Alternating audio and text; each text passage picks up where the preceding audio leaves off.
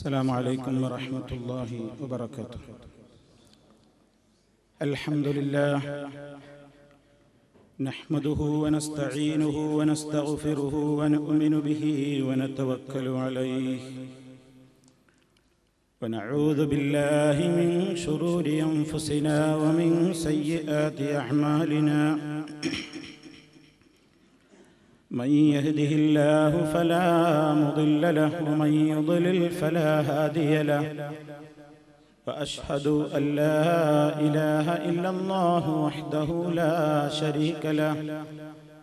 وأشهد أن محمدا عبده ورسوله أرسله بالهدى ودين الحق ليظهره على الدين كله ولو كره المشركون.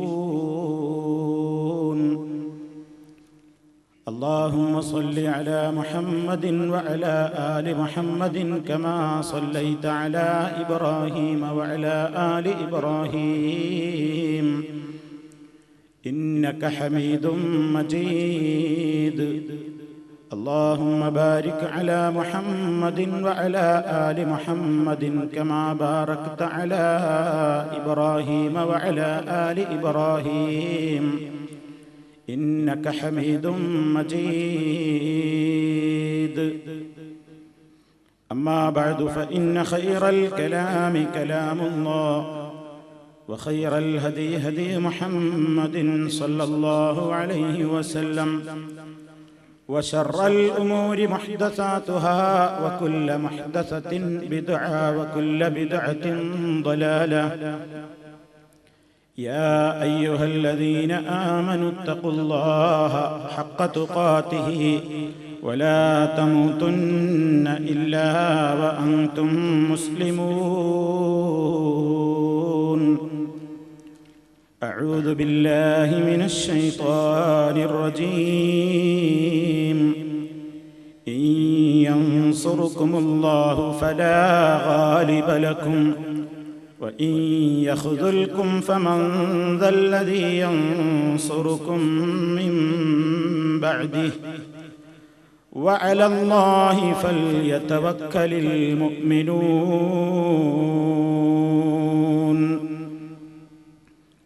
സ്നേഹമുള്ള സത്യവിശ്വാസികളെ, സഹോദരി സഹോദരന്മാരെ, അല്ലാഹു സുബ്ഹാനഹു വ തആല മനുഷ്യ സമൂഹത്തിൻ്റെ മോചനത്തിനും അവരുടെ ഇഹപര മോക്ഷത്തിനും വേണ്ടി എല്ലാ കാലഘട്ടങ്ങളിലെ ജനങ്ങൾക്കും യോജിക്കുന്ന നിലക്ക് അവതരിപ്പിച്ചിട്ടുള്ള പരിശുദ്ധ ഖുർആൻ,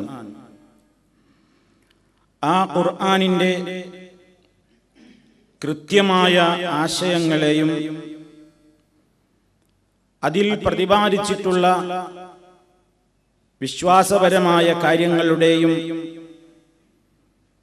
കടക്കൽ കത്തിവെക്കുന്ന നിലക്ക് നമ്മുടെ സമൂഹത്തിലെ ചില ആളുകൾ പ്രചരിപ്പിച്ചുകൊണ്ടിരിക്കുന്ന വികലമായ ആശയങ്ങൾ, ആ ആശയങ്ങൾ സ്ഥിരീകരിക്കുവാൻ വേണ്ടി അവർ പലപ്പോഴും സമൂഹത്തിന്റെ മുമ്പിൽ പ്രചരിപ്പിച്ചുകൊണ്ടിരിക്കുന്ന ക്ഷുദ്ര കൃതികൾ, ആ കൃതികളുടെ കൂട്ടത്തിൽ മഹാനായ ശൈഖ് മുഹയ്യിദ്ദീൻ അബ്ദുൽ ഖാദിർ ജീലാനിയുടെ പേരിൽ രചിക്കപ്പെട്ട, അദ്ദേഹത്തിന്റെ ആപദാനങ്ങൾ മഹത്വങ്ങൾ എന്ന പേരിൽ വിശദീകരിക്കപ്പെട്ട മുഹയ്യിദ്ദീൻ മാലയിലെ ഇസ്ലാം വിരുദ്ധമായ വരികളാണ് നമ്മൾ വിശദീകരിച്ചു കൊണ്ടിരിക്കുന്നത്. ഈ സമുദായം പരിശുദ്ധ ഖുർആനിൽ നിന്ന് ഒറ്റപ്പെട്ടു പോയി മറ്റു ചില ആശയങ്ങളിലേക്ക് ചേക്കേറാതിരിക്കാൻ മഹാനായ നബി സല്ലല്ലാഹു അലൈഹി വസല്ലം സഹാബാക്കളെയും കൂട്ടി ഈ മണ്ണിൽ നിലനിർത്തിയ ഇസ്ലാമിന്റെ സുന്ദരമായ ലാ ഇലാഹ ഇല്ലല്ലാഹ് മുഹമ്മദുർ റസൂലുള്ളാഹ് എന്ന ശുദ്ധമായ കലിമത്തിന്റെ പൊരുളിൽ വിഷം കലർത്താതിരിക്കാൻ ഈ സമുദായത്തിന്റെ സാധാരണ ജനങ്ങളുടെ ശുദ്ധമായ ഹൃദയങ്ങളിലേക്ക് അന്ധവിശ്വാസങ്ങളുടെയും ഖുറാഫാത്തുകളുടെയും വിഷജീവികൾ കടന്നു കയറാതിരിക്കാൻ ശക്തമായ നിലക്ക് പ്രവർത്തിച്ചുകൊണ്ടിരിക്കുന്ന മുജാഹിദ് പ്രസ്ഥാനം എല്ലാ സന്ദർഭങ്ങളിലും ഈ കാര്യത്തെക്കുറിച്ച് ജനങ്ങളെ അതാത് കാലഘട്ടങ്ങളിൽ ബോധവാന്മാരാക്കിക്കൊണ്ടിരിക്കുകയാണ്. നിങ്ങൾക്കറിയാം, ഈ കാലത്ത് ഈ ഒരു കൃതിയുടെ മുഹീദ്ദീൻ മാലയുടെ 400-ാം വാർഷികം ആഘോഷിച്ചുകൊണ്ടിരിക്കുന്ന ഘട്ടത്തിൽ ഈ സമുദായത്തെ ഇതിൻ്റെ അകത്തുള്ള വിഷലിപ്തമായ വരികളെ സംബന്ധിച്ച് മുന്നറിയിപ്പ് നൽകാൻ നമ്മളല്ലാതെ മറ്റാരുമില്ല. അത് ഈ സമുദായത്തിന്റെ നന്മയ്ക്ക് വേണ്ടി അവർ അറിയാതെ ഇതിൽ പെട്ടുപോകരുത് എന്ന ഉദ്ദേശത്തോടു കൂടിയാണ്. അറിഞ്ഞുകൊണ്ടും ഞങ്ങൾ അങ്ങനെ മാത്രമേ നീങ്ങൂ എന്ന് ശഠിക്കുന്നവരോട് സഹതപിക്കുകയല്ലാതെ നിവൃത്തിയില്ല. അല്ലാഹുവേ, നീ എല്ലാവർക്കും നേരിന്റെ പൊൻവെളിച്ചം നൽകി അനുഗ്രഹിക്കണേ എന്ന് പ്രാർത്ഥിക്കുകയല്ലാതെ നിവൃത്തിയില്ല.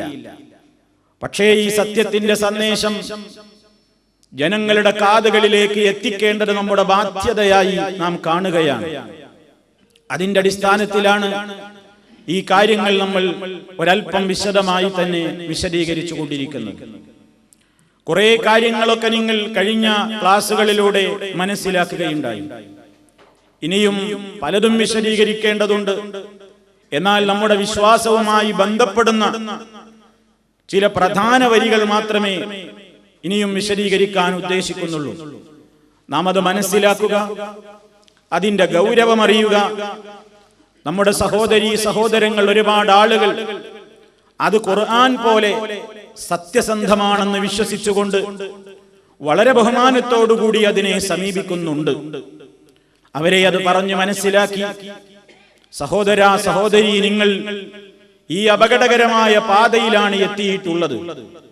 അതിൽ നിന്ന് വിശുദ്ധ ഖുർആനിന്റെയും മഹാനായ നമ്മുടെ നേതാവ് നബിയുനാ മുഹമ്മദുർ റസൂലുള്ളാഹി സ്വല്ലല്ലാഹു അലൈഹി വസല്ലമിന്റെ തിരുവചനങ്ങളുടെയും സൽപാന്താവിലേക്ക്, സൽസരണിയിലേക്ക് വരൂ എന്ന സ്നേഹത്തോടുകൂടെയുള്ള ഈ വിളി, ഇതിലെല്ലാവരും ഭാഗവാക്കാവണം എന്നാണ് ഈ ഉള്ളവന് എന്റെ എല്ലാ ശ്രോതാക്കളോടും ഒരുപോലെ വളരെ വിനീതമായി അഭ്യർത്ഥിക്കുവാനുള്ളത്.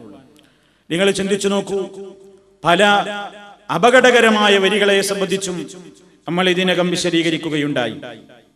ഇന്ന് വിശദീകരിക്കുന്ന ഒരു ഭാഗം, അതും ഒരു സത്യവിശ്വാസിയെ സംബന്ധിച്ചിടത്തോളം അവന്റെ ഏത് പ്രതിസന്ധി ഘട്ടത്തിലും തന്നെ സൃഷ്ടിച്ചു പരിപാലിച്ചു വരുന്ന സർവശക്തനായ അള്ളാഹുവിലേക്ക് തവക്കുലാക്കാനും അള്ളാഹുവിനോട് തന്റെ സന്നിഗ്ധ ഘട്ടത്തിൽ സഹായം അഭ്യർത്ഥിക്കുവാനും അവങ്കിലേക്ക് മനസ്സിനെ തിരിച്ചു വിട്ടുകൊണ്ട് അവനിൽ പ്രതീക്ഷയർപ്പിച്ചുകൊണ്ട് ഒരിക്കലും ശിർക്കിന്റെ പാതയിലേക്ക് പോകാതിരിക്കാനുള്ള നിർദ്ദേശങ്ങൾ പഠിപ്പിക്കപ്പെട്ട ഒരു മുസ്ലിം എന്ന നിലക്ക് വളരെ ശ്രദ്ധയോടുകൂടി നമ്മൾ മനസ്സിലാക്കേണ്ടുന്ന ഒരു കാര്യമാണ്. മാലക്കാരൻ അവകാശപ്പെടുന്ന ഒരു സംഗതി, ഈ വരികളിലൂടെ ഇയാൾ അവകാശപ്പെടുകയാണ്, കാഫീലക്കാരേ കള്ളർ പീഡിച്ചാരേ കാണാനീലത്തിന്ന് കബ്കാബാൽ കൊന്നോവർ. ഇതിന്റെ അർത്ഥം ഇതിൽ നിന്ന് തന്നെ ഞാൻ കേൾപ്പിക്കുകയാണ്. തനിക്ക് നേർച്ച നേർന്ന യാത്രാ സംഘത്തെ പിടികൂടിയ കൊള്ള സംഘത്തിന്റെ തലവരെ ശൈഖവറുകൾ കണ്ണെത്താത്ത സ്ഥലത്ത് നിന്ന് മെതിയടി കൊണ്ട് എറിഞ്ഞു കൊന്നു. ഇതാണ് ഈ വരിയുടെ ആശയം എന്നാണ്. കാഫിലക്കാരരെ കള്ളർ പിടിച്ചാരെ കാണാനിലത്തിന്ന് ഖബ്കാബാൽ കൊന്നോവർ എന്നാണ്. കാലിൽ ധരിക്കുന്ന മെതിയടി കൊണ്ട് ദൂരെ നിന്ന് എറിഞ്ഞു കൊന്നു എന്നാണ്. ഇത് നമ്മൾ വിശദീകരിച്ച് അധികമാവേണ്ടതില്ല. എന്താണ് ഈ സംഭവം എന്ന് വിശദീകരിക്കുകയാണ്.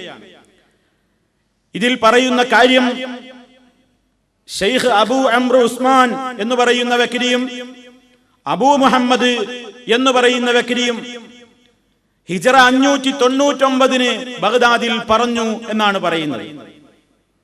ഞാൻ നേരത്തെ പറഞ്ഞിട്ടുണ്ട്, ഇതിലെ എല്ലാ കഥകളും പലപ്പോഴും കൃത്യ ഡേറ്റ് പറയുമെന്നും അത് ഈ സമുദായത്തെ വഞ്ചിക്കാനുള്ള മറ്റൊരു ഏർപ്പാടാണ്.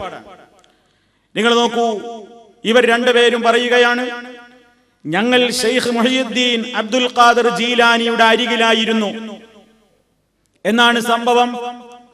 ഹിജ്റ 555 സഫർ 3 ഞായറാഴ്ച. വളരെ കൃത്യമാണ്. തന്റെ മദ്രസയിൽ ശൈഖ് അവറുകൾ വുദൂ ചെയ്തു. ജീലാനിയുടെ മദ്രസയിലാണ് ഇവരുള്ളത്. തന്റെ മദ്രസയിൽ ശൈഖ് അവറുകൾ വുദൂ ചെയ്തു. കാലിൽ മെതിയടിയുണ്ട്. 2 റക്അത്ത് നിസ്കരിച്ചു. സലാം വീട്ടിയപ്പോൾ ശൈഖ് അവറുകൾ ഭയങ്കരമായി ഒരു അട്ടഹാസം. ശൈഖ് ജീലാനി 2 റക്അത്ത് നിസ്കരിച്ചു. സലാം വീട്ടിയപ്പോ ശൈഖ് ഭയങ്കരമായ ഒരു അട്ടഹാസം. തുടർന്ന് തന്റെ ഒരു മെതിയടിയെടുത്ത് അന്തരീക്ഷത്തിൽ എറിഞ്ഞു. ഒരു മെതിയടി എടുത്തൊരൊറ്റ മാനത്തേക്ക്. അത് ഞങ്ങളുടെ കണ്ണിൽ നിന്ന് അപ്രത്യക്ഷമായി. ശൈഖ് ഒന്നുകൂടി അട്ടഹസിച്ചു. 2ാമത്തെ മെതിയടിയും അതുപോലെ എറിഞ്ഞു, അപ്രത്യക്ഷമായി. എന്നിട്ട് അവിടെ ഇരുന്നു. എന്താ സംഭവം? ഒരു അട്ടഹാസം അട്ടഹസിച്ചിട്ട് ഒരു മെതിയടി എടുത്ത് എറിഞ്ഞു. മെതിയടി പിന്നെ കാണാനില്ല, അത് പറന്നു പോയി. 2ാമതൊരു അട്ടഹാസം കൂടി അട്ടഹസിച്ചിട്ട് 2ാമത്തെ മെതിയടിയും എറിഞ്ഞു. ആ മെതിയടിയും കാണാതായി. എന്നിട്ട് ശൈഖ് അവിടെ ഇരുന്നു. എന്താണ് പ്രശ്നമെന്ന് ചോദിക്കാൻ ആരും മുന്നോട്ട് വന്നില്ല. എന്താ സംഭവിച്ചത് ശൈഖേ എന്ന് ചോദിക്കാൻ ആരും മുന്നോട്ട് വന്നില്ല. പിന്നീട് 23 ദിവസത്തിന് ശേഷം ഈ സംഭവം ആരും ചോദിച്ചില്ല. പിന്നീട് 23 ദിവസത്തിന് ശേഷം അനറബികളായ ഒരു യാത്രാ സംഘം അവിടെ വന്നു. അറബികളല്ല, അനറബികളായ ഒരു കച്ചവട സംഘം, ഒരു യാത്രാ സംഘം ജീലാനിയുടെ സമീപത്ത് വന്നു.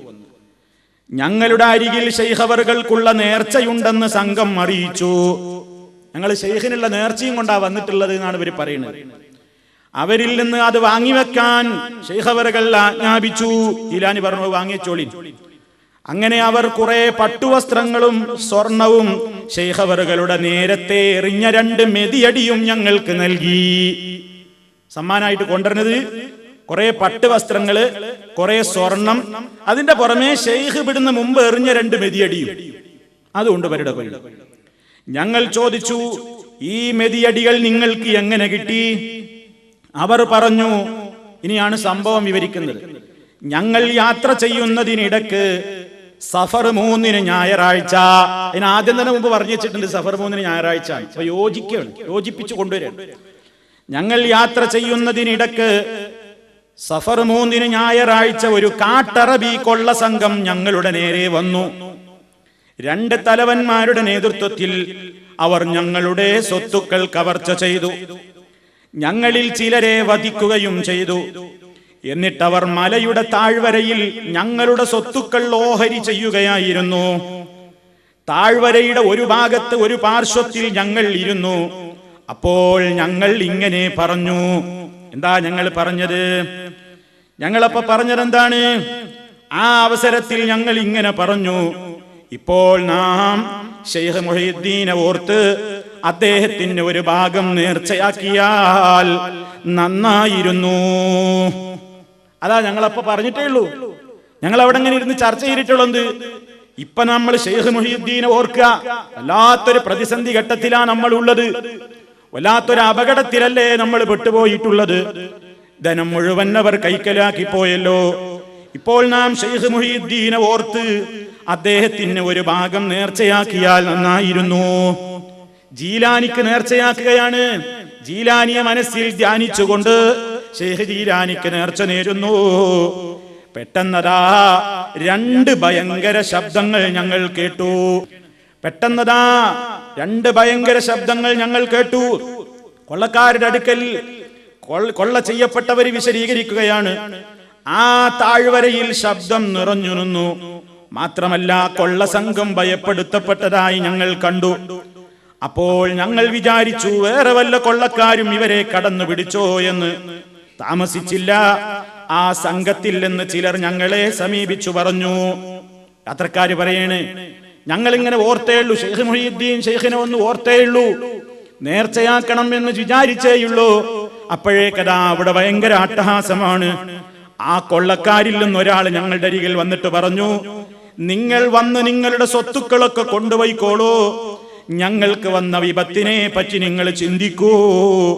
തുടർന്ന് അവർ ഞങ്ങളെ അവരുടെ 2 തലവന്മാരുടെ അരികിലേക്ക് കൊണ്ടുപോയി. ഈ വന്ന ആളുകൾ അവരുടെ കൊള്ളസംഘത്തിന്റെ ആളുകളുടെ അരികിലേക്ക് കൊണ്ടുപോയി. നോക്കുമ്പോൾ അവർ 2 പേരും മരിച്ചിരിക്കുന്നു. 2 കൊള്ള നേതാക്കന്മാരും മരിച്ചിരിക്കുന്നു. അവരിൽ ഓരോരുത്തരുടെയും അരികിൽ ഇതിൽ ഓരോ മെതിയടിയുണ്ട്. ഓരോരുത്തരുടെയും അരികിൽ ഓരോ മെതിയടിയുണ്ട്. അപ്പൊ ജീലാനി എറിഞ്ഞപ്പോ ഒന്നാമന്റെ തല പൊട്ടി, അവൻ മരിച്ചതാണ്. രണ്ടാമത് എറിഞ്ഞപ്പോ മറ്റവന്റെ തലയും പൊട്ടി, അവൻ മരിച്ചതാണ്. മെതിയടി വെള്ളം കൊണ്ട് നനഞ്ഞിരുന്നു. അങ്ങനെ അവർ ഊതൊടുത്ത മെതിയടിയല്ലേ. അപ്പങ്ങോട്ട് ഊതൊടുത്തി പിന്നെ നിസ്കരിച്ചിട്ടല്ലേ ഉള്ളൂ. അപ്പോഴാണ് ഏറ്, എത്രയോ ദൂരത്തേക്കാണ് ഏറ്. അങ്ങനെ അവർ ഞങ്ങളുടെ സ്വത്തുക്കൾ മടക്കി തന്നു. ഇതിലെന്തോ വലിയ രഹസ്യമുണ്ടെന്നവർ പറയുകയും ചെയ്തു. ഇതാണ് കഥ സഹോദരന്മാരെ. എന്താപ്പ ഇതിൽ പറഞ്ഞത്? അതാണ് വിശദീകരിക്കപ്പെട്ടത്. കഫീലക്കാരേ കള്ളർ പീഡിച്ചാരേ കാണാനീലത്തീന്ന് കബ്കാബാൽ കൊന്നോവർ. കാഫിലക്കാരെ കള്ളന്മാര് പിടിച്ചപ്പോ, ശത്രുക്കൾ വന്നപ്പോ, കൊള്ള ചെയ്യപ്പെട്ടപ്പോ, വധിക്കപ്പെടുന്ന സാഹചര്യം വന്നപ്പോ, ഇതിനേക്കാൾ ഒരു മനുഷ്യന്റെ ജീവിതത്തിൽ ഇനി എന്താ ബുദ്ധിമുട്ട് വരാനുള്ളത്? ഇതിനേക്കാൾ ഇനി ഒരു ആപത്ത് എന്താ വരാനുള്ളത്? ആ അവസരത്തിൽ അവർ ജീലാനിയെയാണ് ഓർത്തത്. ജീലാനിക്ക് നേർച്ച നേരുകയാണ്. ജീലാനി അവിടേക്ക് അത് കേൾക്കുന്നു. മനസ്സിൽ ഇവിടെ നിന്ന് വിചാരിച്ചപ്പോഴേക്ക് അങ്ങ് ബഗ്ദാദിലുള്ള ജീലാനി അത് അറിയുന്നു. എന്റെ മുരീദുമാർ അപകടത്തിലാണ്. അവർ വിളിച്ചു പ്രാർത്ഥിച്ചിട്ടില്ല, അവർ തോന്നിയിട്ടേയുള്ളൂ. പക്ഷേ അപ്പോഴേക്കും തന്റെ മുരീദുമാര് അങ്ങകല ദൂരത്തെ അപകടത്തിൽപ്പെട്ട വിവരം ജീലാനി ഇവിടെ ബഗ്ദാദിലിരുന്നു കൊണ്ട് അറിയുന്നു. ആ മനസ്സിന്റെ സങ്കടം കാണുന്നു. താൻ ധരിച്ചിരുന്ന മെതിയടി എടുത്തിട്ട് കൊള്ള സംഘത്തിന്റെ തലവന്മാരെ എറിഞ്ഞു കൊല്ലുന്നു. ഇതാണ് വായിക്കുന്നത്. ഇത് വായിച്ചിട്ടാണ് നമ്മുടെ ഉമ്മമാര് വിചാരിക്കുന്നത് ഇത് ഇസ്ലാമിന് ഏറ്റവും സഹായകമായ ഗ്രന്ഥമല്ലേ. നമുക്ക് ബുദ്ധിമുട്ടും പ്രയാസവും ഉണ്ടാകും. ആരെ വിളിക്കാനാ സഹോദര ഇസ്ലാം പഠിപ്പിച്ചത്? മഹാനായ മുഹമ്മദുർ റസൂലുള്ളാഹി. ഞാൻ നിങ്ങളെ കേൾപ്പിച്ചിട്ടില്ലേ മുമ്പ് പലപ്പോഴും സംഭവങ്ങൾ? നബി സല്ലല്ലാഹു അലൈഹി വസല്ലമിന്റെ മുമ്പിൽ അന്നല്ലേ ശത്രുക്കൾ തട്ടിയെടുത്തു കൊണ്ടുപോയത്? കള്ളം പറഞ്ഞിട്ട് 60ഓളം പണ്ഡിതന്മാരെ. ആ പണ്ഡിതന്മാരെ കൊണ്ടുപോയി വഴിക്ക് വെച്ച് കൊല്ലാൻ ഒരുങ്ങുമ്പോ ആ അപകടത്തിൽപ്പെടുന്ന തന്റെ അരിമ ശിഷ്യന്മാരെ സംബന്ധിച്ച് മഹാനായ അഷ്റഫുൽ ഖൽഖ് സല്ലല്ലാഹു അലൈഹി വസല്ലം മക്കയിലോ മദീനയിലോ ഇരുന്നിട്ട് കണ്ടിട്ടുണ്ടോ? തന്റെ ശിഷ്യന്മാർ അപകടത്തിലാണെന്ന വിവരം അറിഞ്ഞിട്ടുണ്ടോ? തീർന്നില്ല. മഹാനായ ഖുബൈബ് റളിയല്ലാഹു തആല അൻഹു കൊലമരത്തിന്റെ കീഴെ നിർത്തിയിരിക്കുകയാണ്. വധിക്കാനുള്ള സമയത്ത് അതാ വളരെ ആവേശത്തോടുകൂടെ നിങ്ങൾ എന്ത് വേണമെങ്കിൽ ചെയ്തോളൂ എന്ന് പറയുന്ന നേരത്ത് ഖുബൈബ് റളിയല്ലാഹു തആല അൻഹു അല്ലാഹുവോട് സങ്കടപ്പെട്ടുകൊണ്ട് പറയുന്നു, അല്ലാഹുമ്മ അഖ്ബിർ അന്നാ നബിയക. അല്ലാഹുവേ, ഞങ്ങളെപ്പറ്റി നിന്റെ നബിക്ക് നീ വിവരം കൊടുക്കണേ. ഞങ്ങൾ അപകടത്തിൽപ്പെട്ടല്ലോ. ഞങ്ങളെ പറഞ്ഞേച്ച നേതാവിന് വിവരം അറിയില്ല. ആ നേതാവിനത് കാണാൻ കഴിയില്ലല്ലോ. അല്ലാഹുവേ, നീ വിവരം അറിയിച്ചു കൊടുക്കണേ എന്ന് പ്രാർത്ഥിക്കുകയാണ് ഖുബൈബ് റളിയല്ലാഹു അൻഹു. സഹാബിയായ ഖുബൈബ് റളിയല്ലാഹു അൻഹുവിന് വിശ്വാസമില്ല. നബി തങ്ങളോട് ഞാൻ പറയേണ്ട കാര്യമില്ല. ഞങ്ങളുടെ അവസ്ഥ ഇപ്പൊ റസൂലുള്ളാഹി അറിഞ്ഞിട്ടുണ്ട്. ഞങ്ങളെ കാണുന്നു. ഞങ്ങളുടെ പ്രയാസം അവിടുന്ന് കേൾക്കുന്നു. ഖുബൈബ് റളിയല്ലാഹു അൻഹു അടക്കമുള്ള ഒരൊറ്റ സഹാബിയും അങ്ങനെ ചിന്തിച്ചില്ല. ഇവര് പറയുന്നതെന്താ? ഈ ബഗ്ദാദിൽ നിസ്കരിച്ചിരിക്കുന്ന ജീലാനി അതാ മുരീദന്മാരെ കൊള്ള ചെയ്യപ്പെട്ടപ്പോൾ ശൈഖ് ജീലാനിയെ കുറിച്ച് ഓർക്കുന്നത് വരെ അവിടെ പ്രശ്നമൊന്നുമില്ല. ജീലാനിയെ ഓർക്കുന്നതിന്റെ മുമ്പത്തെ കാര്യമാണ് കൊള്ള നടന്നതും. പലരെയും വധിച്ചിട്ടുണ്ട്, കൊള്ളയൊക്കെ ചെയ്തിട്ടുണ്ട്. പിന്നെ ഇവര് മലഞ്ചെരുവിൽ ഇങ്ങനെ ഇരിക്കുമ്പോ തോന്നിയതാണ് ജീലാനിയെ ഒന്ന് ഓർത്താൽ എന്താ. അങ്ങനെ ഓർത്തു, നേർച്ച നേർന്നു. അങ്ങനെ ഓർക്കുകയും നേർച്ചയാക്കുകയും ചെയ്തപ്പോ അതാ അങ്ങ് ദൂരത്ത് നിന്ന്, കണ്ണെത്താത്ത ദൂരത്ത് നിന്ന് സഹായം എത്തുന്നു. പ്രിയപ്പെട്ട മുസ്ലിമേ, ഇത് ഇസ്ലാമിന്റെ വിശ്വാസമാണോ? പരിശുദ്ധ ഖുർആൻ എന്താ നമ്മളോട് പറഞ്ഞത്? അല്ലാഹു നിങ്ങളെ സഹായിക്കുന്ന പക്ഷം ഫലാ ഗാലിബ ലക്കും, നിങ്ങൾക്ക് നിങ്ങളെ ജയിച്ചടക്കുന്ന ഒരാളുമില്ല കേട്ടോ. അല്ല നിങ്ങളെ കൈവടിയുകയാണെങ്കിലോ ഫമൻ ദല്ലദീ ആരുണ്ടടോ യൻസുറുക്കും മിൻ ബഅദിഹി അല്ലാഹുവിന് ശേഷം നിങ്ങളെ സഹായിക്കാൻ കഴിവുള്ളവൻ ആരുണ്ട് ജനങ്ങളെ? അതുകൊണ്ട് എന്താ പറയാനുള്ളത് റബ്ബിന് നമ്മളോട്? വഅലല്ലാഹി ഫൽയതവക്കലിൽ മുഅ്മിനൂൻ. ഇതിലൊക്കെ അടിയുറച്ച് വിശ്വസിക്കുന്ന മുഅ്മിനീങ്ങളാണോ അവരങ്ങനെയുള്ള ഈമാനുള്ളവരാണെങ്കിൽ അല്ലാഹുവിന്റെ മേൽ മാത്രം ബരമേൽപ്പിക്കട്ടെ. ഇത് പഠിപ്പിച്ച മഹാനായ പരിശുദ്ധ ഖുർആനിലെ ആയത്തുകൾ ഉദ്ധരിച്ചുകൊണ്ട് ഇത് പഠിപ്പിച്ച മഹാനായ മുഹമ്മദുർ റസൂലുള്ളാഹി സ്വല്ലല്ലാഹു അലൈഹി വസല്ലം അപകടഘട്ടത്തിലെത്തിയാൽ അല്ലാഹുവിനോട് പറയാറുണ്ട്, അല്ലാഹുമ്മ അൻത അദുദീ വനസീരീ ബിക അഹൂലു വബിക അസൂലു വബിക ഉഖാതിൽ.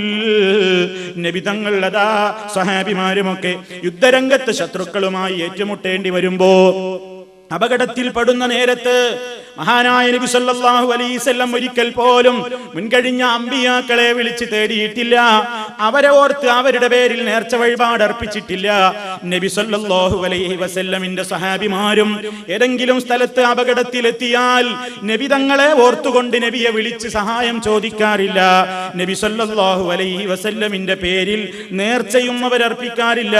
മറിച്ച് അല്ലാഹുവിനോട് പറയുകയാണ്, അല്ലാഹുമ്മ അല്ലാഹുവേ അൻത അദുദീ നീയാണ് എന്റെ രക്ഷ, അല്ലാഹുവേ നീയാണ് എന്റെ അവലംബം, എനിക്ക് ശക്തി പകരാൻ നീയേ ഉള്ളു റബ്ബേ. വനസീരീ എനിക്ക് സഹായം നൽകുന്നവനും അല്ലാഹുവേ നീ മാത്രമാണ്. ബികാഹൂലു നാഥാ നിന്നെ കൊണ്ടേ ഞാൻ ശക്തി ചോദിക്കുന്നുള്ളൂ, നിന്നോട് ഞാൻ ഹൗല് ചോദിക്കുന്നു. കാരണം നമ്മൾ വിശ്വസിക്കുന്നത് ലാ ഹൗല വലാ ഖുവത ഇല്ലാ ബില്ലാ, അല്ലാഹുവിനെ കൊണ്ടല്ലാതെ ഒരു ശക്തിയും പവറുമില്ല. അതുകൊണ്ട് ബികാഹൂലു വബികാസൂലു വബികൗഖാതിലു എന്നൊക്കെ നബി സല്ലല്ലാഹു അലൈഹി വസല്ലം ദുആ ചെയ്യുന്നു. മാത്രമല്ല സ്വഹാബിമാര് വിശദീകരിക്കുന്നത് കേട്ടോളൂ.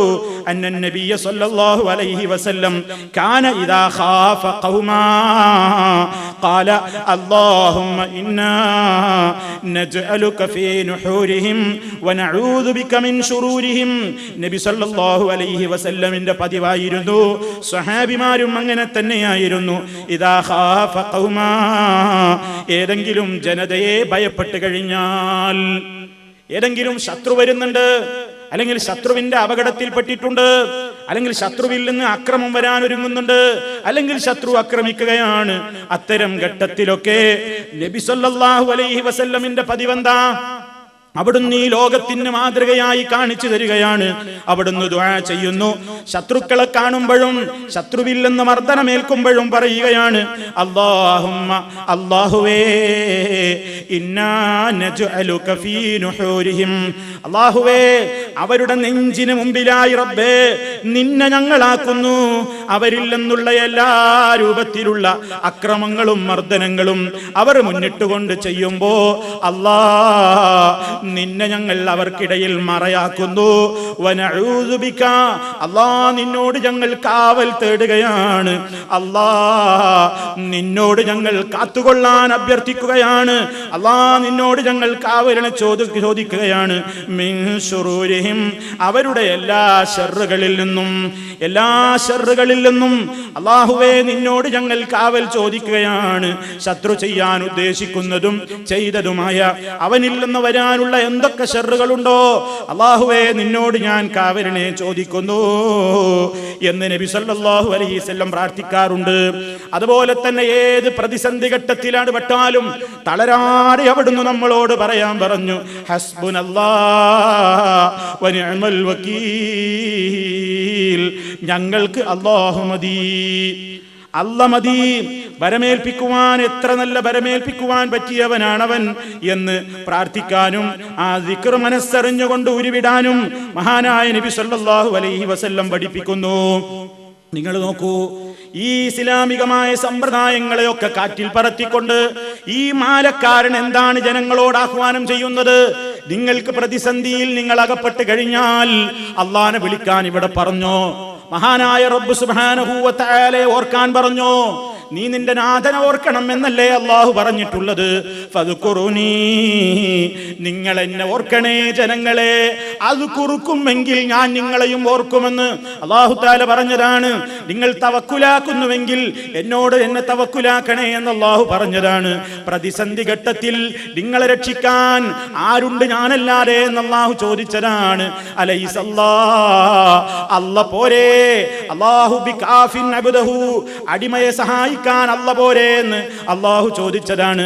ആ വചനങ്ങളെയൊക്കെ വിശദീകരിച്ചുകൊണ്ട് നബി സല്ലല്ലാഹു അലൈഹി വസല്ലം അല്ലാഹുമ്മ ഇന്നാ നജഅലുക ഫീ നുഹൂരിഹിം വനഊദു ബിക മിൻ ശുറൂരിഹിം എന്ന ഏറ്റവും തങ്കപ്പെട്ട പ്രാർത്ഥനയും അവിടുന്ന് പഠിപ്പിച്ചു തന്നിട്ട് ആ റസൂലുള്ളാഹിനെ സ്നേഹിക്കുന്നു എന്ന് പറയുന്ന കക്ഷികൾ കണ്ടോ, അപകടത്തിൽപ്പെട്ടപ്പോ ഈ ശൈഖ് ജീലാനിയെ ഓർത്തിട്ടേയുള്ളൂ.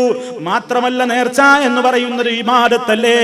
നേർച്ച അല്ലാഹുവിനല്ലാതെ നിർവഹിക്കാൻ പാടുണ്ടോ?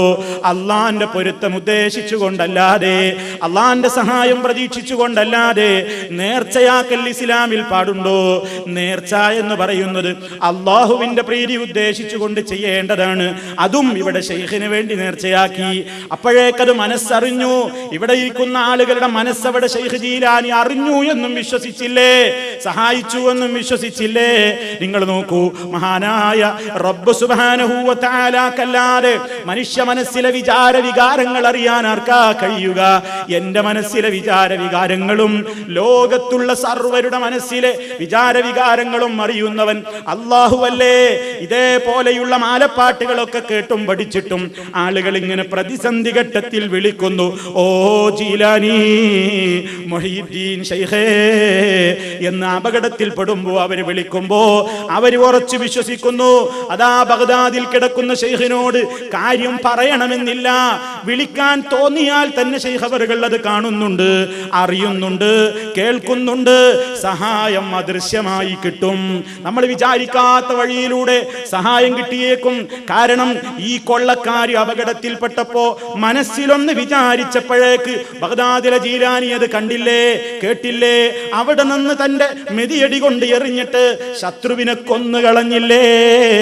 അതുകൊണ്ട് രക്ഷക്ക് നമുക്ക് അങ്ങോട്ട് പറയാം. ഈ വിശ്വാസത്തിലേക്കാ ജനങ്ങളെ കൊണ്ടുപോകുന്നത്. മാത്രമല്ല, നിങ്ങൾ മറ്റൊരു മാലയിൽ ഇതിന്റെ സംഭവം വേറെ രൂപത്തിൽ പറയുന്നത് നോക്കൂ. അതെന്താ പറയുന്നത്? കാട്ടിന്നൊരുത്തീനെ ഒരുവൻ സീനാക്കായി കയ്യും പൊടിച്ചാരേ മുഹീദ്ദീൻ ശൈഖെന്ന്. എന്താ പറയുന്നൊരു സംഭവം എന്നറിയോ? കാട്ടിന്നൊരുത്തിനെ ഒരുവൻ സിനാക്കായി കയ്യുമ്മൽ പിടിച്ചു. ഒരു പെണ്ണിനെ, കാട്ടിലൂടെ നടന്നു പോകുന്ന ഒരു പെണ്ണിനെ ഒരുവൻ സിനാക്കായി, വ്യഭിചാരത്തിനായി കയ്യുമ്മ പിടിച്ചു.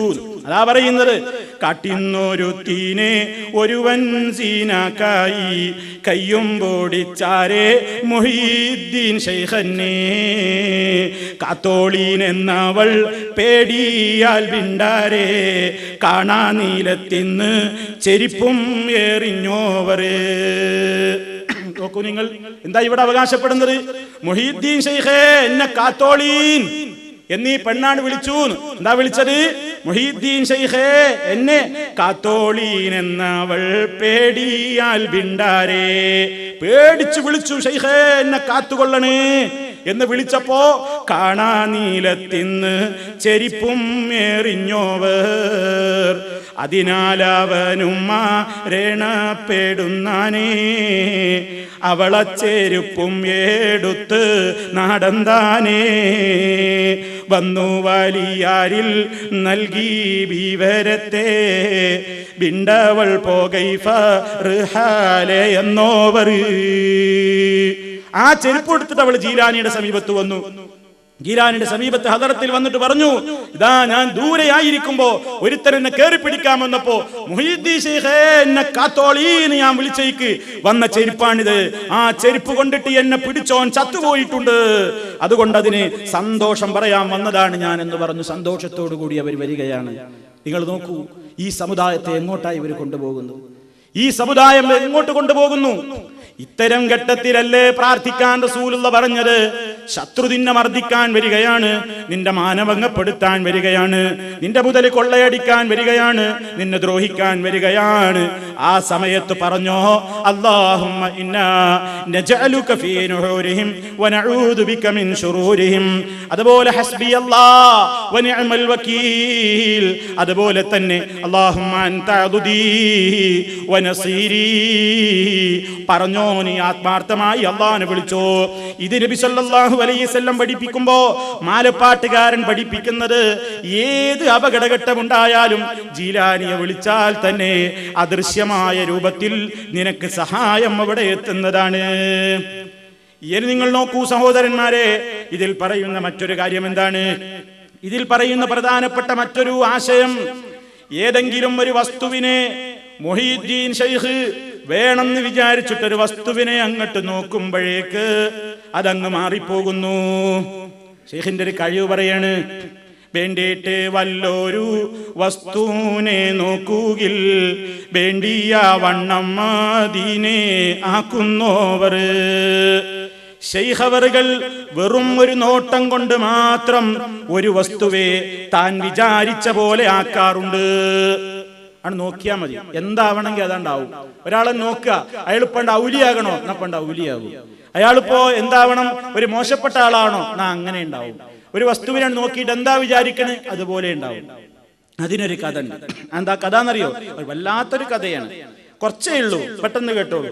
ശൈഖ് മുഹീദ്ദീൻ അബ്ദുൽ ഖാദിറിന്റെ അവസ്ഥ രാജ്യങ്ങളിൽ പ്രസിദ്ധമായപ്പോൾ ജീലാനിലെ 3 ശൈഖന്മാർ അദ്ദേഹത്തെ സന്ദർശിക്കാൻ തീരുമാനിച്ചു.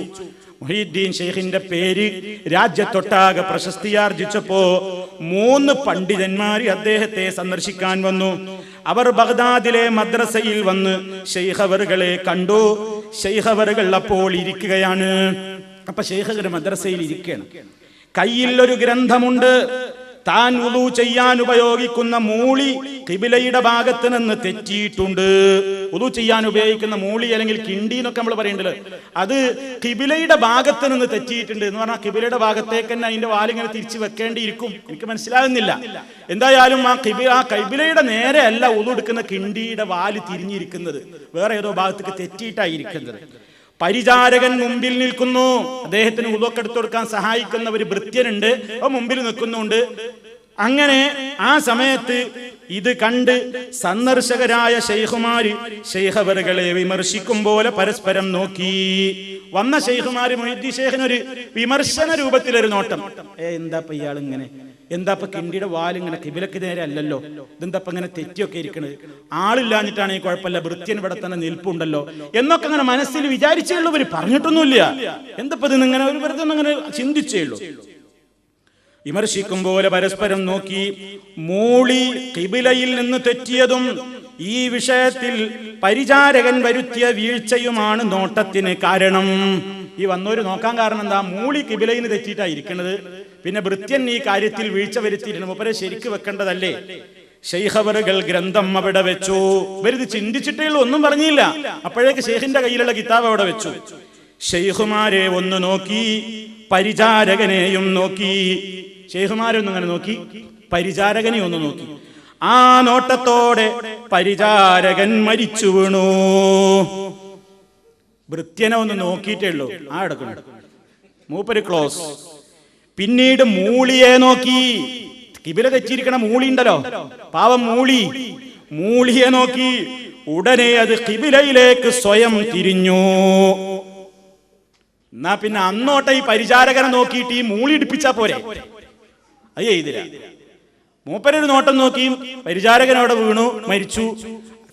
കിബിലയിൽ നിന്ന് തെറ്റിയിരിക്കുന്ന മൂളിനെ ഒന്ന് നോക്കി, മൂളി നേരെ കൃത്യമായിട്ട് കിബിലയുടെ നേരെ മൂപ്പരാണ് തിരിഞ്ഞിരുന്നു. ഇതാണ് ഇപ്പൊ കഥ. നിങ്ങൾ നോക്കൂ, എന്താണ് ഇപ്പൊ ഇതിന്റെയൊക്കെ? കൃത്യമായി ഒരാളെ അങ്ങോട്ട് നോക്കുകയാണ്, നോക്കിയിട്ടാണ് കൊല്ലുകയാണ്. ഒരാളെ നോക്കിയിട്ടാണ് കൊല്ലുക. ഈ എത്ര എളുപ്പമുള്ള പരിപാടിയാണെന്നറിയോ? വെറുതൊന്നുമില്ല. എന്തെല്ലാം ഇതിൽ അന്ധവിശ്വാസം കുത്തിവെച്ചു. വന്ന ഈ ശൈഖുമാരുടെ മനസ്സാര് വായിച്ചു? ജീലാനി വായിച്ചു. ഒന്ന്, അദൃശ്യമറിയും വരുന്നവന്റെ മനസ്സ് വായിക്കാൻ കഴിവുണ്ട്, പറഞ്ഞിട്ടില്ല. രണ്ടാമത്തത് എന്താ? രണ്ടാമത്തത് പരിചാരകരെ നോക്കി. ഒരാളെ കൊല്ലണം എന്നുണ്ടെങ്കിൽ നോക്കിയാൽ തന്നെ കൊല്ലാൻ പറ്റും. അതിന് ചങ്ങാതിന്റെ ഇതിലൊരു വിശദീകരണം കൊടുക്കുന്നത്. കണ്ണേറെ ഔലിയാക്കന്മാരെ കണ്ണ് അള്ളയുണ്ടായ മരിക്കണം വിചാരിച്ചു നോക്കിയാണ് മരിക്കുന്നു. അവരെ കണ്ണേറ് ഭയങ്കര ഭീകരാണ്. ഔലിയാക്കന്മാരെ അങ്ങനത്തെ കണ്ണേറ് ഓൽക്ക് ഉണ്ടാകാൻ പറ്റുമോ? ഇവര് ആരെയും നോക്കിയാൽ പിന്നെ ഇവരാണ് മരിച്ചു വീഴൂലേ? ഇവരെ മുമ്പിൽ ഇനി ഒരാളെ നോക്കാൻ കിട്ടുമോ? അപ്പൊ ഇതാണ് ഈ കോലത്തിൽ. ഒരാളെ നോക്കിയാണ് കൊന്നു, മൂളിയെ ഉദ്ദേശിച്ച സ്ഥാനത്തേക്കാണ് തിരിച്ചു വെച്ചു. നിങ്ങൾ നോക്കൂ, ഈ സമുദായത്തെ കൊണ്ട് വിശ്വസിപ്പിക്കുക, ഈ സമുദായത്തെ കൊണ്ട് വിശ്വസിപ്പിക്കാണ്. മഹാനായ മുഹമ്മദുർ റസൂലുള്ളാഹി സ്വല്ലല്ലാഹു അലൈഹി വസല്ലമിന്റെ നേരെ, അതുപോലെ തന്നെ മഹാന്മാരായ ഔലിയാക്കളാകുന്ന സഹാബത്തിന്റെ നേരെ ശത്രുക്കൾ എത്ര തവണ വന്നിട്ടുണ്ട്, അക്രമങ്ങൾ അഴിച്ചു വിട്ടിട്ടുണ്ട്. നിസ്കാരത്തിന്റെ സമയത്ത് വരെ സ്വൈരം കൊടുക്കാതെ ഒട്ടകത്തിന്റെ ചീഞ്ഞളിഞ്ഞ കുടൽമാല കഴുത്തിൽ കൊണ്ടുവന്ന് ചാർത്തിയിട്ടുണ്ട്. ബീവിയായ ഫാത്തിമത്ത് റളിയല്ലാഹു തആല അൻഹ അത് വലിച്ചു വാരി എറിഞ്ഞിട്ടുണ്ട്. ഫാത്തിമത്ത് റളിയല്ലാഹു തആല അൻഹ കറാമത്തുള്ള വലിയത്തായ സഹോദരിയല്ലേ? അതുപോലെ തന്നെ മഹാന്മാരായ എത്രയോ സഹാബാക്കളുടെ നേരെ ശത്രുക്കൾ പാഞ്ഞെടുത്തിട്ടില്ലേ? ആ ശത്രുക്കളെയൊക്കെ കൊന്നുകളയാൻ, അവരുടെ കണ്ണുകൾ കൊണ്ടൊന്ന് നോക്കിയിട്ട് കൊല്ലാൻ ഒരൊറ്റ സഹാബത്തിനും കഴിഞ്ഞിട്ടില്ലല്ലോ. മഹാന്മാരായ അമ്പിയാക്കൾക്കും കഴിഞ്ഞിട്ടില്ലല്ലോ. എത്രയോ അമ്പിയാക്കന്മാരെ ശത്രുക്കൾ കൊന്നുകളഞ്ഞു. ബനു ഇസ്രായേൽക്കാരെ വിമർശിച്ചുകൊണ്ട് ഖുർആൻ പറഞ്ഞിട്ടില്ലേ? എത്ര നന്ദി കെട്ടവരാണ് ജൂതന്മാരെ നിങ്ങൾ, എത്ര നന്ദി കെട്ടവരാണ് ഇസ്രായേൽ മക്കളെ നിങ്ങൾ. നിങ്ങൾക്ക് എത്ര അമ്പിയാക്കളാ വന്നത്, എന്നിട്ട് നിങ്ങൾ എന്ത് ചെയ്തു? നിങ്ങൾ എന്താ ചെയ്തത്? നന്ദി കാണിക്കുന്നതിന് പകരം ആ അമ്പിയാക്കളെ പറഞ്ഞയച്ച നാഥനോട് നിങ്ങൾ നന്ദി കാണിക്കേണ്ടതിന് പകരം നിങ്ങൾ നന്ദികേട് കാണിച്ചുകൊണ്ട് അന്യായമായി എത്ര നബിമാരെയാണ് അവർ കൊന്നുകളഞ്ഞത്? എത്രയോ നബിമാരെ നിങ്ങൾ കേട്ടിട്ടില്ലേ? മഹാനായ സക്കരിയ നബി അലൈഹിസ്സലാം, അതുപോലെ തന്നെ യഹ്യാ നബി അലൈഹിസ്സലാം, അങ്ങനെ പല നബിമാരെയും ഈർച്ചവാളുകൊണ്ട് ഈർന്ന് മുറിച്ച് രണ്ട് കഷ്ടമാക്കി കൊന്നുകളഞ്ഞിട്ടില്ലേ? രണ്ട് പൊളിയാക്കി തള്ളി മരിപ്പിച്ചിട്ടുണ്ടവർ, കൊന്നുകളഞ്ഞിട്ടുണ്ട്. നിങ്ങൾ നോക്കൂ, ആ അമ്പിയാക്കളുടെ ഒന്നും കണ്ണുകൾക്കില്ലാത്ത ഒരു പവർ ആ മഹാനായ നബി സല്ലല്ലാഹു അലൈഹി വസല്ലമിന്റെ കണ്ണുകൾക്കില്ലാത്തൊരു പവർ ശൈഖ് ജീലാനി അതാ. അതും ഒരു ശത്രു പോലുമല്ല, ഒരു അപരാധം ചെയ്തിട്ടില്ല, ഒരു മൂളി കിബിലയുടെ നേരെ വെക്കുന്നൊരു തെറ്റിപ്പോയി എന്ന ഒരു നിസ്സാരമായ സംഗതി ഇനി അത് അവർക്കൊരു വാജിബാണെങ്കിൽ തന്നെയും അത് നോക്കിയിട്ട് ആ പാവത്തെ കൊന്നുകളയാൻ എന്തേ ഒരു അക്രമം ആ മനുഷ്യൻ ചെയ്തത്? ഈ രൂപത്തിലുള്ള വിഡ്ഢിത്തങ്ങളുടെ വരികളാണ് ഇതിൽ പഠിപ്പിക്കുന്നത്. ഇത് വായിച്ചുകൊണ്ട് സഹോദരിമാര് വിചാരിക്കുന്നു, സഹോദരന്മാര് വിചാരിക്കുന്നു, ഇതിലൊക്കെ പ്രധാനം ആ വന്ന ശൈഖുമാര് ചിന്തിച്ചപ്പോഴേക്ക് ജീലാനി അത് കണ്ടല്ലോ. അവരുടെ മനസ്സിലെ ആശയം എന്താണെന്ന് അറിഞ്ഞുകൊണ്ട് ഉടനെ പ്രവർത്തിച്ചില്ലേ? അതുകൊണ്ട് നമ്മുടെ മനസ്സിലെ വികാരങ്ങളും പറയേണ്ട ആവശ്യമില്ല. ചിന്തിച്ചാൽ തന്നെയും ജീലാനി അത് കേൾക്കും, കാണും, അറിയും, സഹായിക്കും. വേണ്ട നടപടികൾ ഉടനടി എടുക്കുന്നതാണ്. ഈ ചിന്തയോടുകൂടിയാണ് ആളുകൾ ഇതിനെ സമീപിക്കുന്നത്. ഇനി ജീലാനിയുടെ പ്രത്യേകത നോക്കൂ. ഇദ്ദേഹത്തെ സംബന്ധിച്ചിടത്തോളം ഒരാളെ ഇസ്ലാമിലേക്ക് കൊണ്ടുവരിക എന്നുള്ളത് ഒരു പ്രശ്നമല്ല. ഒരാളെ ഇസ്ലാമാക്കാൻ യാതൊരു പ്രശ്നമല്ല. 100, 700, 100 ആൾക്കാരെ ഒറ്റയടിക്ക് ഇസ്ലാമാക്കും, ഇസ്ലാം ഒന്ന് പുറത്താക്കും. അതല്ലേ മുമ്പ് നിങ്ങൾ കേട്ടിട്ടില്ലേ? നിലനെ കൊടുപ്പാനും നിലനെ കളവാനും നയനവർക്കാനു വധം കൊടുത്തോവറി. ഇവിടെ മറ്റൊരു വരി നോക്കൂ. അപ്പോൾ കൂലം പൂക്കെ പുതിയ ഇസ്ലാമീനെ അബ്ദാലന്മാരാക്കി കൽപ്പിച്ച് വെച്ചോവറി. അപ്പങ്ങടി ഇസ്ലാമിലേക്ക് വന്ന ഒരു ക്രിസ്ത്യാനി, അയാളെ ക്രിസ്ത്യാനിയുടെ കോലൊക്കെ ഇതിൽ പറയുന്നുണ്ട്. നല്ല കട്ട മീശ, നീണ്ട മീശ, ഭയങ്കര മീശയാണ്, താടിയൊന്നുമില്ല, ക്ലീൻ ഷേവ്. ഒരുത്തൻ കയറി വന്നു, ഷഹാദത്ത് കലിമ ചൊല്ലി. അപ്പൊ ഒരു ക്രിസ്ത്യാനിയാണ്. അയാൾ എന്ത് ചെയ്തു? അപ്പങ്ങടി ഇസ്ലാമിലേക്ക് അയാൾ കടന്നു വന്നിട്ടേ ഉള്ളൂ. അയാളെ 1-ാം സ്ഥാനത്തിരുത്തി. ഏതായി 1-ാം സ്ഥാനം? അബ്ദാലന്മാരുടെ മർത്തവ. അബ്ദാലി എന്ന് പറഞ്ഞാരാ? ഇതൊക്കെ ഇവരുടെ ഓരോ പ്രത്യേക പേരുകളാണ്. ഈ ലോകം നിയന്ത്രിക്കുന്നത് അദൃശ്യ പുരുഷന്മാരാണെന്നാണ് ഇവർ വിശ്വസിക്കുന്നത്. അദൃശ്യ പുരുഷന്മാർ, അതിന്റെ ഏറ്റവും ലീഡറാണ് ശൈഖ് ജീലാനി, ഖുത്ബുൽ അഖ്താബ്, ഗൗസുൽ ആലം ശൈഖ് മുഹ്യിദ്ദീൻ അബ്ദുൽ ഖാദിർ ജീലാനി. അദ്ദേഹത്തിന്റെ കീഴിൽ പാർലമെന്റ് വകുപ്പിൽപ്പെട്ട വിവിധ ഭരണാധികാരികളായിക്കൊണ്ട് 40ഓളം നുജബാവുകൾ, നുഖബാവുകൾ, അതുപോലെ തന്നെ പിന്നെ പ്രത്യേകമായി ഔത്താദുകൾ, അങ്ങനെ പല ആളുകളുണ്ട്. ഇവരുടെ ഒരു പാർലമെന്റാണ്. ലോകം ഇങ്ങനെ താങ്ങി നിർത്തുകയാണ്. ഇവരെ അച്ചുതണ്ടുമല ലോകം കറങ്ങുന്നത്, ഇവരാണെല്ലാം തീരുമാനിക്കുന്നത്. ഇവരുടെ കോൺഫറൻസ് ആണ് ദിവസത്തിൽ ഓരോ ലോകത്തിന്റെ വിവിധ ഭാഗങ്ങളിൽ നടക്കുന്നത്.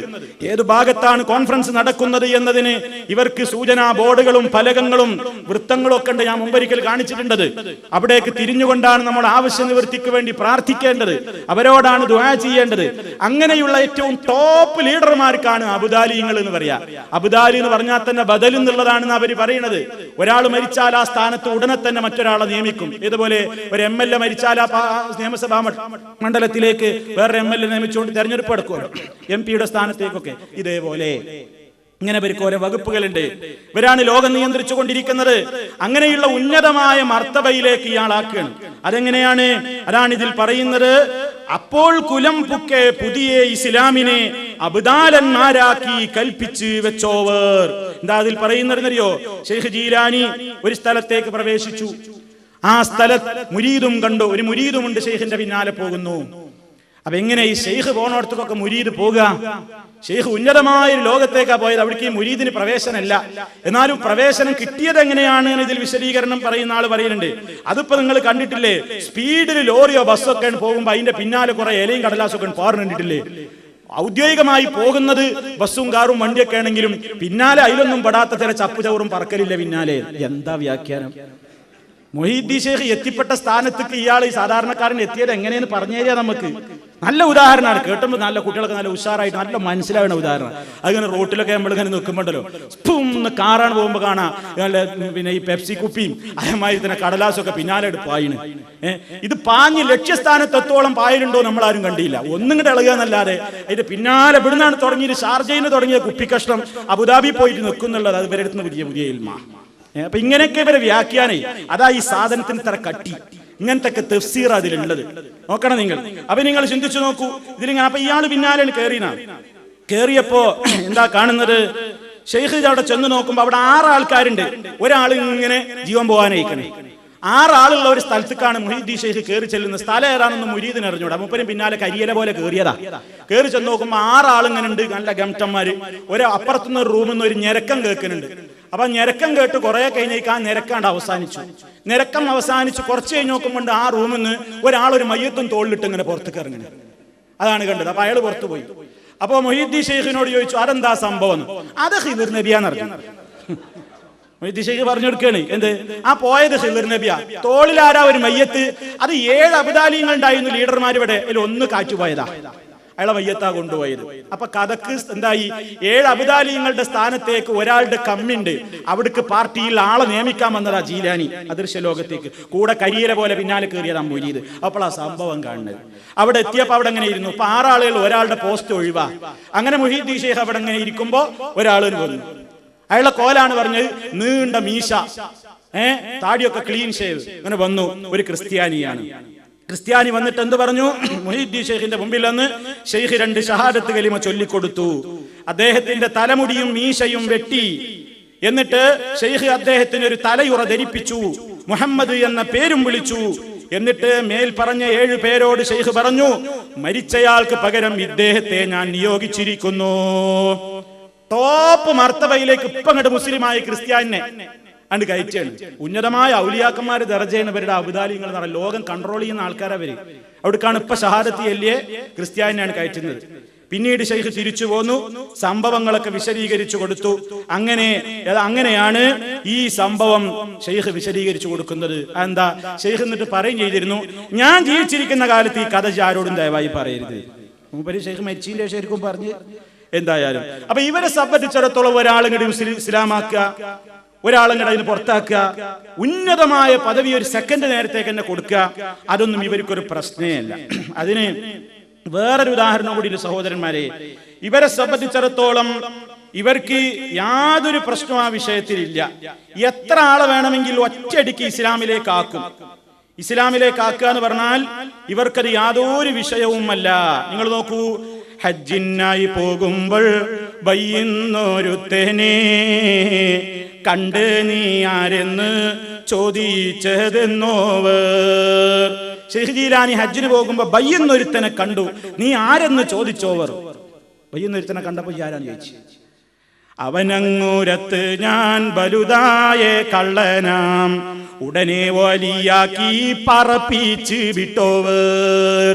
ഇത് കള്ളനാ, ഞാൻ ഔലിയാക്കി കഴിഞ്ഞു, പറപ്പിച്ചു. ഔലിയാക്കലും പറപ്പിക്കലും കഴിഞ്ഞു. ഇവർക്ക് വല്ല പ്രശ്നമുണ്ടോ? ഔലിയസ്ഥാനൊക്കെ ഇവരെ കയ്യിലാണേ, ഇവരാണ് കൊടുക്കേണ്, അള്ളാന്റെ ഔലിയാക്കാണ്. എന്നിട്ടോ ഔലി ആയപ്പോഴേക്ക് തന്നെ ഉഗ്രം കറാമത്ത പറക്കലാണ്, പറപ്പിച്ചു വിട്ടൂരാണ്. മാത്രമല്ല, ഇനി കേട്ടോളി, 700 പുരുഷരെ ബലഭാഗം തന്നിലും, അതുപോലെ 700 സിറികൾ ഇടഭാഗം, നിർത്തിയവരെ ഒരു നോട്ടത്താൽ വേഗമേ നിലപാടും നല്ല വീലായത്തിലാക്കിയോർ. 700 പുരുഷന്മാരെ വലഭാഗത്ത്, 700 സിറികളെ ഇടഭാഗത്ത്, പുരുഷന്മാരും സിറികളും വലതും ഇടതുമായിട്ട് 700 വീതം നിർത്തി അവരെ ഒരു നോട്ടത്താൽ വേഗമേ നിലപാടും നല്ല വിലായത്തിലാക്കിയോ. 1400 ഔലിയാക്കന്മാർ ഒറ്റ സെക്കൻഡ് കൊണ്ട് ഷെയ്ഖ് ഉണ്ടാക്കുകയാണ്. നോക്കണം എന്താ കഴിവ് നോക്കി നിങ്ങൾ. ഈ നിലക്കാണ് ഇവര് വിലായത്ത് കൊടുക്കുന്നു, മുസ്ലിമാക്കുന്നു, ഇസ്ലാം ഔട്ടാക്കുന്നു, വിലായത്ത് തകർക്കുന്നു, തരിപ്പിച്ചു കളയുന്നു, അങ്ങോട്ടും ഇങ്ങോട്ടും തട്ടിക്കളയുന്നു. ഇനിയോ, ഇനി പറയുന്ന കഥ എന്താ? മുട്ടിപ്പാനായി മുതിർന്ന ശൈഖന്മാരെ മറപ്പിച്ച് പിന്നെ തിരിച്ച് കൊടുത്തോവര്. മുഹീദ്ദീൻ ശൈഖിനെ വന്ന് മുട്ടിപ്പാനായി കുറച്ച് പണ്ഡിതന്മാർ വന്നു. 100 ആളാ വന്നത്. 100 ആള് മുഹീദ്ദീൻ ശൈഖിനെ മുട്ടിപ്പാനായി വന്നു. മുട്ടിപ്പാനായി വന്നപ്പോ ഒരു വന്നിങ്ങനെ ഇരുന്നേ ഉള്ളൂ മജ്‌ലിസിൽ. ചോദ്യമൊന്നും ചോദിച്ചിട്ടില്ല, ചോദ്യം ചോദിക്കൽ തുടങ്ങിയിട്ടില്ല. 100 ആള് വന്ന് ഇരുന്നിക്കണ ശൈഖിന്റെ മജ്‌ലിസിൽ. തരം മുട്ടിക്കാനാ വന്നത്. അപ്പോഴേക്ക് ശൈഖ് ഇവരങ്ങനെ കണ്ടപ്പോ ഒന്നും വേണ്ടില്ല, തലേന്ന് താഴ്ത്തിയാണ്. തല താഴ്ത്തിയപ്പോ മുഹീദ്ദീൻ ശൈഖിന്റെ ഹൃദയത്തിന്റെ ഭാഗത്ത് നിന്ന് ഒരു മിന്നൽ പിണർ, ഒരു പ്രകാശാണ് പോകുന്നുണ്ട്. അതാണ് പോയിട്ട് ആ ഇരിക്കണ 100 ആളെ ഹൃദയത്തിലേക്കുമാണ് ചെന്നാണ് മിന്നിയാണ് പോകുന്നുണ്ട്. അതോടുകൂടെ 100 ആളുടെയും നാക്കൊന്നിച്ചു എന്നാതി പറയുന്നത്. 100 ആൾക്ക് പിന്നെ മിണ്ടാട്ടല്ല എന്ന് മാത്രല്ല, പിന്നെ അവർക്കൊന്നും അറിയില്ല. പഠിച്ച ആലിമീങ്ങളാണ്, പഠിച്ചവർക്കല്ലാതെ അവരെ ചോദ്യം ചെയ്യാൻ പറ്റുമോ, പരീക്ഷിക്കാൻ വരാൻ പറ്റുമോ? 100 ആൾക്കും പിന്നെ ഒന്നും അറിയില്ല, ഒരു ഫാത്തിഹ ഓതാൻ വരെ അറിയില്ല. ഇവർക്കൊന്നും അറിയില്ല, എവിടെയെന്നും അറിയില്ല. അവസാനം ഇവർ തപ്പിത്തടഞ്ഞു 100 ആളും കൂടെ പോയിട്ട് മുഹീദ്ദീൻ ശൈഖിന്റെ കാലിന്റെ ഓട്ടിൽ 100 തല അവിടെ ഇങ്ങനെ സുജൂദിലായിട്ട് ഇങ്ങനെ കിടന്നു. അപ്പോ ശൈഖ് എന്ത് ചെയ്തു? ഓരോരുത്തരും കണ്ട് നീപ്പിച്ചിട്ട് തന്റെ മാറോട് അണക്കിയും പിടിച്ച് ഹൃദയത്തോടും ചേർത്തിയിട്ടാണ് വിട്ടിട്ട് പറഞ്ഞു, നീ വിചാരിച്ച ചോദ്യം ഇന്നതായിരുന്നില്ലേ, അതിന്റെ ഉത്തരം പിടിച്ചോ. അവനാണ് മാറ്റി. രണ്ടാമത്തോനാണ് പിടിച്ചു, തന്നോടും ചേർത്ത് നിർത്തി. ഈ വിചാരിച്ച ചോദ്യം ഇന്നതല്ലേ എന്നോട് ചോദിക്കാൻ, അതിന്റെ മറുപടി പിടിച്ചോ പോ. മൂന്നാമത്തോനാണ് പിടിച്ചു. 100 ആളെയും പിടിച്ച് മാറോട് ചേർത്ത് അവര് വിചാരിച്ച ചോദ്യവും ഉത്തരമൊക്കെയാണ് പറഞ്ഞു കൊടുത്തു. ഇപ്പൊ എന്തായി? അവര് പറയണേ, ആ സന്ദർഭത്തിൽ ഞങ്ങൾക്കുണ്ടായ അവസ്ഥ എന്ന് പറയുന്നത് 100 ആളും വിശദീകരിക്കണം. എന്താണെന്നറിയോ? ഒരു മിന്നൽ പിണർ ഞങ്ങളുടെ ഹൃദയത്തിലേക്ക് വന്നപ്പോ ഇയാൾ ഫൈസി അതിന് വിശദീകരിക്കുന്നത് ഒരു റേഡിയേഷനാണ് വന്നു എന്നാണ്. ഒരു റേഡിയേഷൻ ഓപ്പറേഷൻ, റേഡിയോ ഓപ്പറേഷൻ എന്നൊക്കെ ഇയാൾ ഇതിൽ വിശദീകരിക്കുന്നത്. അവിടെ വന്നപ്പോഴേക്ക് ഇവരുടെ ഇൽമൊക്കെ പോയി, വീണ്ടും കണക്ട് ചെയ്യപ്പെട്ടു. അപ്പോഴേക്ക് എല്ലാ പോയ ഇൽമും ഇങ്ങോട്ട്. ഇങ്ങനെ മുഹീദ്ദീൻ ശൈഖ് അപ്പൊ എന്താ ഇതിലൊക്കെ ഇതിലുള്ള കാര്യങ്ങളൊക്കെ നിഷേധിച്ചുകൊണ്ട് ഇൽമും പോവും, ഒക്കെ പോകുന്നതാണ്. അത് പറഞ്ഞു പേടിപ്പിക്കാനാണ്. അതാണ് പറഞ്ഞത്. ഇതിൽ പറഞ്ഞ കാര്യങ്ങളെ ആരെങ്കിലും കളവാക്കിയാൽ, എന്താന്നാ പറഞ്ഞത്? ഇതിൽ പറഞ്ഞ കാര്യങ്ങളെ ആരെങ്കിലും പൊയ്യെന്ന് ചൊല്ലുകിൽ, ഈ പറഞ്ഞ കാര്യങ്ങളൊക്കെ പൊയ്യാണ് എന്നാരെങ്കിലും ചൊല്ലുകിൽ, അപ്പോളെ കൊല്ലുന്ന നഞ്ഞ് ഞാനെന്നോവറി. ഇതിൽ പറഞ്ഞൊക്കെ കളവാന്ന് പറഞ്ഞാൽ അപ്പോളെ കൊല്ലുന്ന, അപ്പോളോ അല്ല, അപ്പോളെ കൊല്ലുന്ന നഞ്ഞ് ഞാനെന്നോവർ. അപ്പൊ കൊല്ലും നമ്മളവനെ, അവന്റെ എല്ലാം നശിക്കും. ഇതൊക്കെ വിശ്വസിച്ചോളെന്നാണ് ഈ പറയുന്നത്. അപ്പൊ ഈ അടിസ്ഥാനത്തിൽ ഈ പണ്ഡിതന്മാരുടെ ഇൽമ് കുറച്ചു നേരത്തേക്ക് ഇൽമു മുപ്പരാണ്ട് ഊരിടുത്തു, പിന്നെ കുറച്ച് കഴിഞ്ഞേക്ക് ഇൽമാണ് കൊടുത്തു. അങ്ങനെ അവരുടെ ഹൃദയം വായിക്കാനും ഹൃദയത്തിലെ ഇൽമ് പറിച്ചറിയാനും പിന്നീട് വീണ്ടും ആ സ്ഥാനത്തേക്ക് ഇൽമ് നടക്കാനും അതൊക്കെ ശൈഖ് ജീലാനിക്ക് കഴിയും എന്നാണ് ഇതിൽ വിശ്വസിപ്പിച്ചിട്ടുള്ളത്. നിങ്ങൾ നോക്കൂ സഹോദരന്മാരെ, 700 ആളെ വലഭാഗത്തും 700 ആളെ ഇടഭാഗത്തും ഒക്കെ ആയിട്ട് ഹിദായത്ത് കൊടുക്കുകയാണ് ശൈഖ് ജീലാനി. കള്ളനെ പിടിച്ചിട്ട് പറയണ ഔലിയാക്കി പറപ്പിച്ചു വിടുകയാണ് ശൈഖ് ജീലാനി. ക്രിസ്ത്യാനിയുടെ മുസ്ലിമായ ഉടനെ തന്നെ അവൻ അബ്ദാലിന്റെ ടോപ്പിലേക്ക് ഉയർത്തുകയാണ് ശൈഖ് ജീലാനി. മഹാനായ മുഹമ്മദ് റസൂലുള്ളാഹി സ്വല്ലല്ലാഹു അലൈഹി വസല്ലം തന്റെ കൂടെ നിഴൽ പോലെ പിന്തുടർന്ന് തനിക്ക് സഹായവും താങ്ങും തണലുമായിരുന്ന അബൂ താലിബ് ഒന്ന് മുസ്ലിമായി കിട്ടാൻ കൊതിച്ച കൊതി എത്രയാണ്! അവിടുന്ന് എത്ര ആശിച്ചു സഹോദര! അബൂ താലിബ് തന്റെ പ്രിയപ്പെട്ട ആ പിതൃവ്യനൊന്ന് മുസ്ലിമായി കാണാൻ എല്ലാ അവസരത്തിലും അവിടുന്ന് പറയും, യാ അമ്മി, എന്റെ പ്രിയപ്പെട്ട പിതൃവ്യാ, ഖുൽ ലാ ഇലാഹ ഇല്ലല്ലാഹ്, ഒന്ന് ലാ ഇലാഹ ഇല്ലല്ലാഹ് പറയണേ. അബൂ താലിബ് കൂട്ടാക്കിയില്ല. ആരംഭ റസൂല് നിരാശയുണ്ടായില്ല. ഓരോ സന്ദർഭത്തിലും പറയേണ്ടപ്പോഴൊക്കെ പറഞ്ഞു നോക്കി.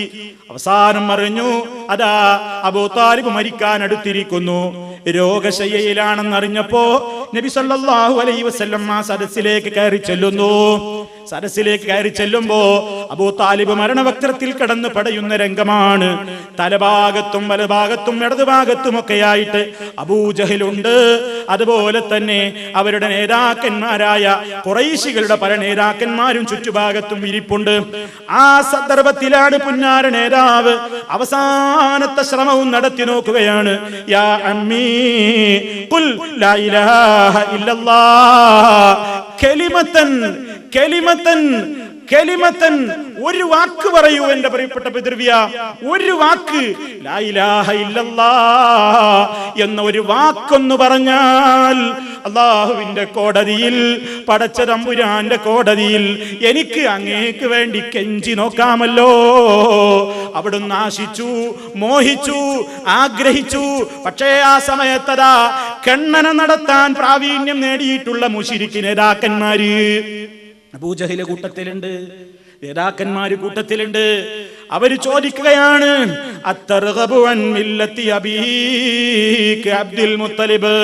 അബ്ദുൽ മുത്തലിബിന്റെ ആശയത്തിലും ആദർശത്തിലും ഒക്കെ ആയിട്ട് ഇക്കണ്ട കാലം ഈ മക്കാ രാജ്യത്ത് പേരും പ്രശസ്തിയും ഉണ്ടായി നടന്ന അബൂ താലിബേ, ഈ പുതിയ പ്രസ്ഥാനത്തിലെ ഈ ചെറുക്കന്റെ വാക്ക് കേട്ടിട്ട് ഈ അവസാന നിമിഷം നിങ്ങളാ പാരമ്പര്യം വിടുകയാണോ? നമ്മുടെ ബാപ്പമാരുടെ ദീന് വലിച്ചെറിയുകയാണോ? അതുകൊണ്ട് ഒരിക്കലും പറഞ്ഞു പോകരുത്, ലാ ഇലാഹ ഇല്ലല്ലാഹ് പറഞ്ഞു പോകരുത്. ആദർശത്തിൽ അടിയുറച്ചു നിന്നോ. ഈ ചെറുക്കന്റെ വാക്ക് വലിച്ചെറിഞ്ഞോ? അബൂജഹിൽ ഖണ്ഡന പ്രസംഗം നടത്തുന്നു. മഹാനായ നേതാവ് നബി സല്ലല്ലാഹു അലൈഹി വസല്ലം അതാ അവൻ ഖണ്ഡനം നിർത്തിയപ്പോ ഉടനെ നബി സല്ലല്ലാഹു അലൈഹി വസല്ലം പിന്നെയും പറയുകയാണ്, യാ അമ്മി ഖുൽ ലാ ഇലാഹ ഇല്ലല്ലാഹ് കലിമത്തൻ, ഒരു വാക്ക് പറയൂ, ഒന്ന് വിശ്വസിച്ചു മരിക്കൂ. നബി തങ്ങളുടെ വല്ലാത്ത മോഹമാണ്, ആഗ്രഹമാണ്, പ്രതീക്ഷയാണ്. തനിക്ക് താങ്ങും തണലുമായ അബൂ താലിബ് നരകത്തിൽ പോകരുതെന്ന ഉത്കടമായ ആഗ്രഹത്തോടുകൂടി നമ്മുടെ നേതാവ് ക്ഷണിക്കുന്നു, ലാ ഇലാഹ ഇല്ലല്ലാഹ് ചൊല്ലിക്കൊടുക്കുന്നു. അബൂ താലിബിന്റെ ഖണ്ഡനം അബൂ താലിബിന്റെ കക്ഷികൾ പിന്നെയും നടത്തുന്നു. അതിൽ മയങ്ങി വീണ് അതിൽ വിശ്വസിച്ചുകൊണ്ട് അബൂ താലിബദാ അന അലാ മില്ലത്തി അബ്ദുൽ മുത്തലിബ്, ഞാൻ അബ്ദുൽ മുത്തലിബിന്റെ ആദർശത്തിൽ തന്നെയാ എന്നും പറഞ്ഞ് കാഫിറായി മരിച്ചു പോകുന്നു. പുന്നാര നേതാവിന്റെ ആഗ്രഹം അവിടെ നടന്നില്ല. നബി സല്ലല്ലാഹു അലൈഹി വസല്ലമിന്റെ ആഗ്രഹമാ നടക്കാതെ പോയത്. ഞാനും നിങ്ങളും ആഗ്രഹിച്ചതുപോലെയാണോ?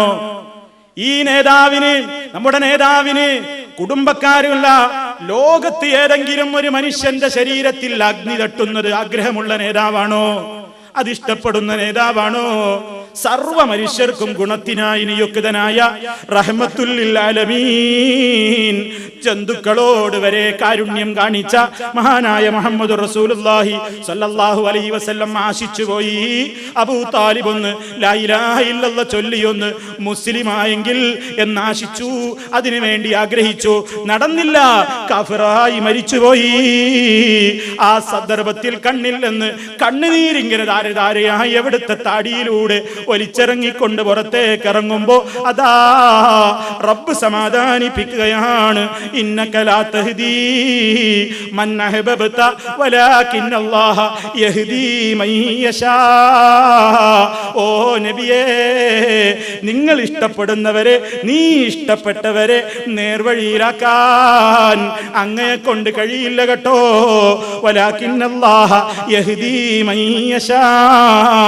അല്ലാഹുവത്രേ അവൻ ഉദ്ദേശിക്കുന്നവരെ ഹിദായത്തിലാക്കുന്നത്. എന്തൊരാഗ്രഹം പുന്നാര റസൂലിന്, എന്തൊരു മോഹം പുന്നാര റസൂലിന്. നടന്നില്ല, ആഗ്രഹം നടന്നില്ല.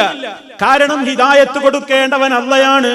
ലോക മുസ്ലിമീങ്ങൾ അതാ 17 തവണ നിർബന്ധമായി നിസ്കാരത്തിന് കൈകെട്ടി നിന്നാൽ ഇഹ്ദിനസ് സിറാത്തൽ മുസ്തഖീം, നേരായ മാർഗത്തിൽ നീ ഞങ്ങളെ ഉറപ്പിച്ചു നിർത്തണേ. 2 സുജൂദ് ചെയ്തിട്ട് ആ സുജൂദിന്റെ ഇടയിൽ ഒരു സുജൂദ് കഴിഞ്ഞ് രണ്ടാമത്തെ സുജൂദ് ചെയ്യുന്നതിന്റെ മുന്നോടിയായി അല്ലാഹുവോട് പറയുന്നുണ്ട്, നമ്മൾ വഹ്ദിനീ, നേർവഴിയിൽ ഉറപ്പിച്ചു നിർത്തണേ.